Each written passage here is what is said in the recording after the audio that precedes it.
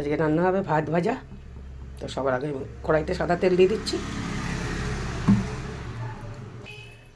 শীতকালে ভাত ভাজাটা বেশ একটা মজার ব্যাপার, রোদ দিকে বসে খাওয়া। ছোট ছোট দুটো নতুন আলু আছে, একটু দিয়ে দিলাম নুন। আলুগুলো লাল লাল করে ভাজা হয়ে গেছে, দিয়ে দিচ্ছি বিনস, সাথে দিয়ে দিলাম একটু গাজর। এর মধ্যে আর পেঁয়াজ দেবো না, তাই পেঁয়াজ পাতা আর কাঁচা লঙ্কা কুচি। পেঁয়াজ পাতা আলাদা জিনিস আর পেঁয়াজ কলি আলাদা জিনিস। দিয়ে দিলাম অল্প একটু হলুদ। সবজিগুলো বেশ সুন্দর ভাজা হয়ে গেছে, দিয়ে দিচ্ছি আমি ভাতগুলোকে। আর একটু নুন দিয়ে দিয়েছি, দিয়ে দিচ্ছি একটু মিষ্টি, নাড়াচাড়া দিয়ে নামিয়ে দেবো।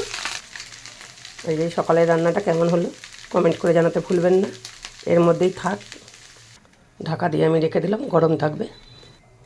সকালে এটাই টিফিন হবে।